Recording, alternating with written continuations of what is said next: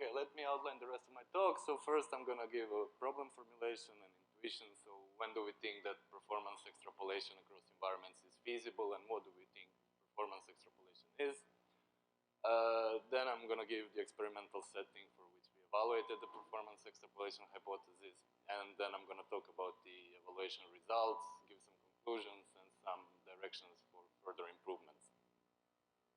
So I guess we all know that indoor localization is a hot topic in the research community, and due to that, many algorithms and solutions are being evaluated, and these performance results are becoming available. So this means that tools and methods to evaluate the performance of indoor localization solutions are available, but these performance results are derived for some specific evaluation conditions, for example, for a specific environment, for a specific type of algorithm, etc. Now the question that we want to ask is if the prediction of the performance in one environment is possible, given that we know what was the performance in another similar environment. And of course, what is the level of that prediction? So can we predict the absolute accuracy of localization solution, or can we just predict the ranking or kind of relative performance of localization solution? And having this in place, multiple parties would benefit from that. On one side, end users of localization solutions, so people who want to deploy a localization solution, would be able to find the best localization solution for their environment without actually evaluating the solution for their environment. From the perspective of indoor localization system developers, they would be able to tune the sensitivity of their solution to a specific environment. So intuitively, extrapolation of the performance should be possible if there is a similarity of conditions. Now the question is, what is similarity, and specifically what is similarity for indoor localization?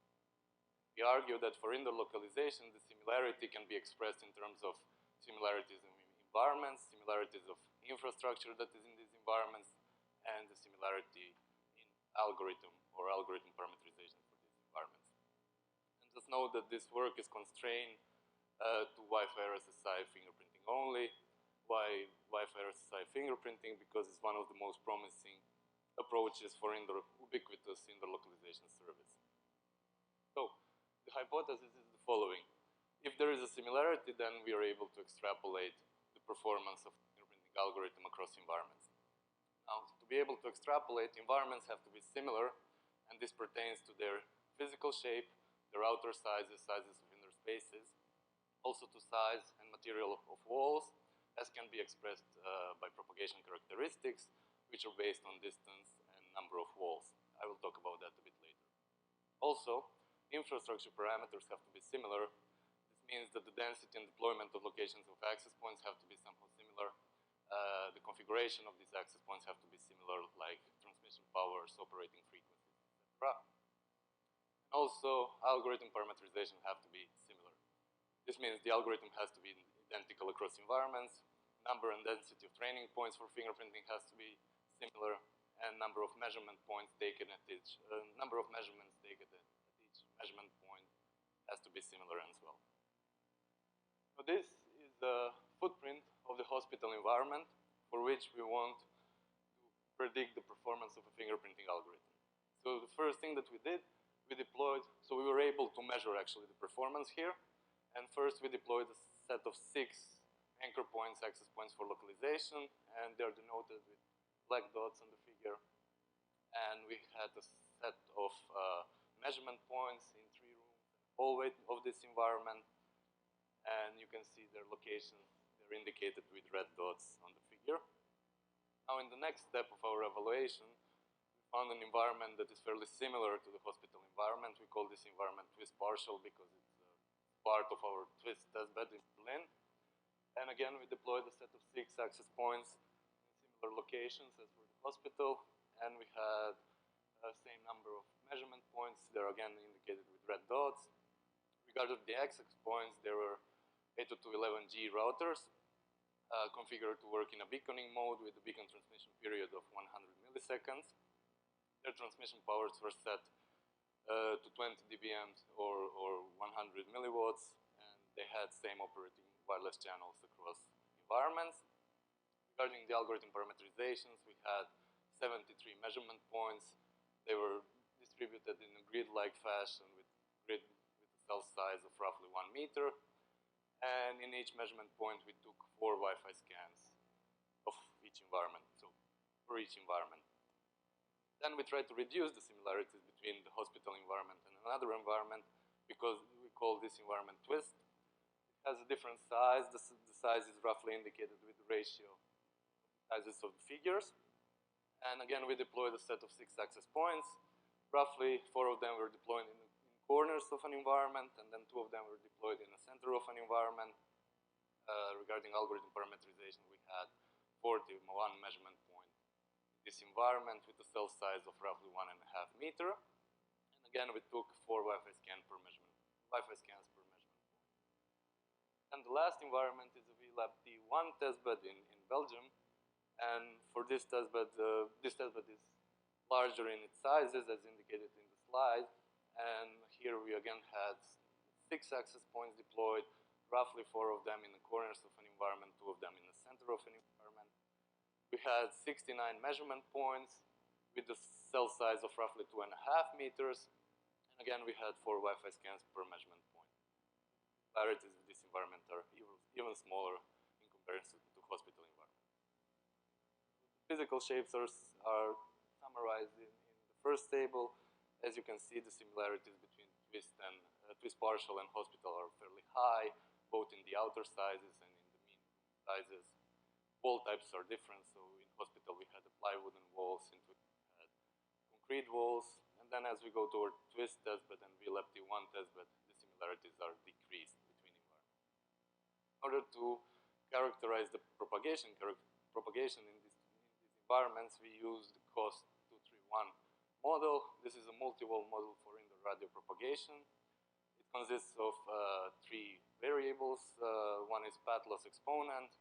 The other one is a constant related to least square fitting procedure, so basically fitting of the measurements to the model parameters. And the third one is the wall or obstacle attenuation factor. You can see the summarized propagation characteristics in the table at the bottom of the slide. As you can see, again, similarities between twist, partial, and hospital are fairly high, and then going towards twist and VLab 1, the similarities are decreased. For the evaluation methodology, firstly, we use 2 algorithms for the evaluation. Their names are on the slide, and I'm going to present the results only for the first one, which is in bold. The results for the second one are similar, so I don't think we have to present them now. Regarding the metrics for the evaluation, localization errors, I'm going to present in a regular box plot fashion. Except for the localization errors, we also use Cohen's d tests to find kind of a numerical value which gives us a difference of mean localization errors across environments. And the results of a Cohen's d test is a Cohen's d value. And it gives us a categorization of difference between 2 observations. One observation in one environment, another in another environment, and then the effect size, basically the effect is change of an environment. And we see the change of an environment is indicated with a numerical value. And as a rule of thumb, values that are smaller than 0.2 show small effect. Values that are smaller than 0.5 show medium effect size, and higher values show high effect. And we generated a set of evaluation scenarios, and these scenarios are based on some sampling of the deployed access points in different environments. This slide shows the results for similar environments, so for hospital and twist partial environments. On the x-axis, you can see different evaluation scenarios. So all access points scenario means that all access points were used for localization purposes, not just the ones that we deployed, but also all the other points, access points that were available in both environments. Then all access points 2.4 gigahertz shows the results for, again, all access points, but only 2.4 gigahertz Wi-Fi frequency band, in contrast to the previous one that was using also 5 gigahertz. Then the third scenario is dedicated access points, which is just 6 access points, and then the following scenarios are based on some sampling of some access points in both environments. Blue groups of box plots present, or black here, present the results achieved in a hospital environment, and the gray one present the results achieved in a partial environment. Y-axis are localization errors. As you can see, The results are highly comparable across environments for all evaluation scenarios. This is also shown with the coherence values, which we show that all the values are lower than 0.2, which is kind of a small effect size, so change of an environment doesn't change much in the performance of algorithms. However, for the scenario all access points and also 2.4 gigahertz, we have the performance changes across environments, and the reason for that is that also the access points that we were not able to control were participating in the localization, which means that, for example, in hospital there was more access points, so the performance is a bit better. So in this sense, the performance extrapolation is not such a feasible concept. In order to go a bit deeper, we tried to evaluate the achieved errors across environments per room. On the footprint, you can see different room labels. We label the rooms with 1, 2, and 3, and hallways labeled with H. And as you can see, the results are presented in the same format. As you can see, except for the room which is labeled with 3, the localization errors are again predictable across environments. And the reasons for them not being predictable in the room labeled with 3 is because in room labeled with 3 we had only 6 evaluation points, which is not enough to extract meaningful statistics. Now as we go towards less similar environments, here because of the increase in the size of an environment, the absolute localization errors are different if we compare them across hospital testbed and VLAB-T1 testbed. However, if we try to evaluate the relative performance, kind of the ranking of different constellations of access points, you will see that the ranking can be preserved in case when we compare hospital with this testbed, and this can be seen also by observing the coherence values, which are fairly constant, etc. In case when we compare hospital with this testbed, and which means that relative performance of algorithms can be preserved. However, this is not the case for the VLAB-T1 environment. Just to summarize, it seems that performance extrapolation across environments is a feasible concept that depends on the similarities of these environments, infrastructure, and algorithms deployed in these environments. In case the environments are highly similar, statistically absolute localization errors can be predicted, can be extrapolated across environments. In case the similarity across environments is mediocre, then the relative performance of different configurations can be preserved. However, the extrapolation is not always feasible, as we have shown in the previous slide. Now, the precise definition of what high and mediocre similarity means is difficult, and at this moment we are not able to give a reliable answer. In other words, we have a sufficient condition and we are seeking for a necessary condition for the performance extrapolation. So we have presented the first results. Of course, more experiments are needed in order to be able to more accurately state something about the performance extrapolation across 3 environments. One specific effort is underway, and this is a collaboration with NIST, National Standardization Body, and more of them are of course welcome.